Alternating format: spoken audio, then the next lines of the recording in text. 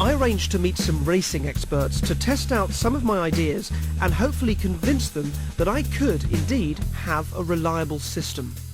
Phil Bell is the manager of Fontwell Park Racecourse.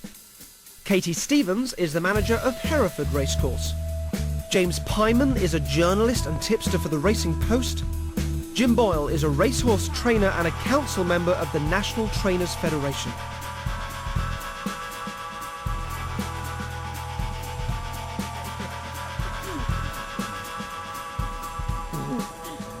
Can I get you to mix up those 4 envelopes for me? Just give them a mix, and if you can stick these on yourselves, they peel off and you can put the backings in your pocket if you like. Thank you very much. Just put one of those on you each. And if you grab one of those as well, thank you. Have an envelope too. You've all been interviewed about this idea of there being a system and whether it's possible to predict the horses accurately, and predictably you've all sort of said no, it's not. It's not possible. I would say that it's massively unlikely, but by no means impossible to have a system that would work. A mathematician worked out the probability of having a system that would accurately predict a winning horse every time is it's 1.48 billion to 1. Hugely unlikely, as good as impossible, but not impossible, that's the point. Actually just massively improbable. So what I'm going to do is to ask you to sort of step into this world of people here. There are 500 Polaroid pictures, and these are just members of the public. And I'm going to ask you to each go and select one of these pictures. It's just really important as you do this that it is a random selection. So please don't let what the people look like, you know, how attractive or unattractive they are. Don't let any of that influence you. Some of the, you know, if any of the names happen to remind you of people that you know, again, none of that is to influence you at all. These have to be random selections. That's very important at this point. What I would say is, by doing this, I am showing you how my system works. It'll make more sense to you when you watch the program back, then you'll understand what I mean. Please have a good look around at them all. You see they're all different. Take as long as you like. When you've got one, just stand by it and let me know that you've chosen one. But take as long as you like. Feel free to have a good wander around first.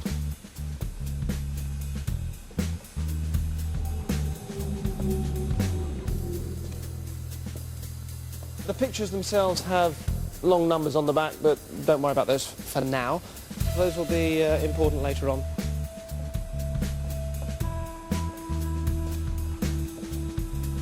Take your time.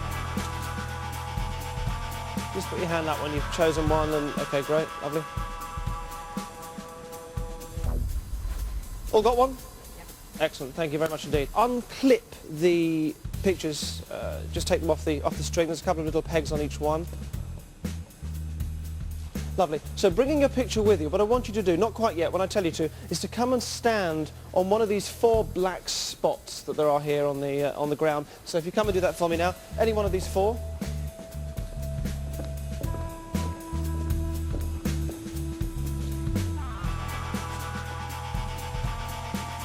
Excellent. Thank you very much indeed. So there are 500 pictures there. You've each got one. You've come back and stood on one of these spots each, thus putting yourself in a different order, and chosen large. I mean, it is by chance. It is random. Apart from the fact that whoever was closest, whoever took a picture from closest, would have had the choice of any one of the 4 to stand on. Probably who was last to come in? I was last. Yeah. So you didn't have any choice at all. The order you put yourself, if you look at your stickers, is 1, 3, 4, 2. Yes. And you're happy that that is. If you can just hold on to that for a second for me. You're happy that that is a randomly, seemingly unpredictable order that you would come and stand in. Yes. Okay. That. Just open up the red envelope that you saw it was hanging there all along, and just read out what it says in there. The order you will stand in will be 1, 3, 4, 2. 1, 3, 4, 2. Turn it around, show the camera. 1, 3, 4, 2. The order that you've ended up standing in. Excellent. Thank you very much. Congratulations. A seemingly impossible thing to predict, but the point is, it's not impossible. It's highly improbable, but not impossible. All right. Now you're all odds experts, so what are the odds of me predicting, knowing in advance which order you were going to stand in? One of you has a choice of 4. The next person has a choice of 3. The next one 2. The next one 1. The answer is 4 times 3 times 2 times 1, which is 24. 1 in 24.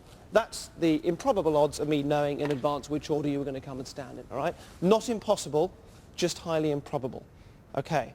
Next, if you just take the pictures and if you turn them around and show the cameras just so we can see who all these people are. let's get the names as well. Jenny Pringle. Jenny Pringle, thank you. You can just show the camera. Peter Burgess. Peter Burgess. Carl Smith. Carl Smith. Jane Baker. Jane Baker. Excellent, okay. So Jenny Pringle, your full name is? James Pyman. Pyman. So your initials are JP. JP, yeah. And the initials of this woman are also? JP. Are also JP. Your name is? Phil Bell. Phil Bell, and show us? Peter Burgess. Same initials, PB, yes? Your initials, do they match? KS. Katie Stevens. Katie Stevens, and what's that, Carl Smith? And your full name is Jim? Boyle. Jim Boyle, JB, all right? So your initials match the initials of the photographs that you picked, and please have a look around. None of the other initials match any of your names, all right? Seemingly impossible for this to happen. But it's not impossible, it's just highly improbable, yeah? What are the chances of that happening? There are 500 pictures, so the first person to take one has a choice of 500. The next person doesn't quite. The next person only has a choice of 499 because one of them's just been taken. And the next person has a choice of 498. And the next one, 497. So that number, 500 times 499 times 498 times 497, gives you the probability of you picking the Polaroids, the only Polaroids that have the same initials that match yours. And who mixed the envelopes at the beginning? That was you. So you mixed the envelopes, you handed them out, you each took one. If you open them up, take out what's inside. In fact, wait, you do yours first for me, just so we can get this on camera. Can you open yours up? Recognize the picture? It's a picture that matches the Polaroid that you took. That is Jenny, was it Jenny Pringle? Jenny Pringle. Jenny Pringle. Do you want to take yours out as well, Phil? Hopefully that matches the one that you've just picked. And Katie? Excellent. And you want to do the same for me, Jim? Is it the same? Can you just hold them up with the pictures as well? Just fantastic. You picked the ones that match the envelopes that you mixed and took at the beginning. Again, the chances of that, impossible, seemingly impossible. But the same odds. It's 500 times 499 times 498 times 497, which means if you just keep hold of your Polaroids, but just drop everything else on the floor, just by the spots around, just keep hold of the little Polaroids. The chances, what are the chances of all of that happening? The chances of me knowing where you were going to stand, which pictures you were going to take, the initials matching up and matching what you picked in the random envelopes at the beginning. If you come forward for me, if you come back where you were, if you put yourselves back into 1, 2, 3, 4 order, so 1, 2, 3, 4, and I'm going to give you a calculator there. The chances of all that happening is, it's 24 times this here. So if you do, I'll do 500 times 499 times 498 times 497. Anybody watching this at home with a computer or a big calculator might want to do this. Work out what that is for me and then multiply that by 24. The answer, I can tell you, is 1482065. Doing this? 928000. Is that the correct number? That's the correct number. That's the odds of all of those things happening. Not impossible, just massively improbable. One last thing. If you just hold the faces together so the camera can see, just hold the Polaroids up. And just bring them together a little bit.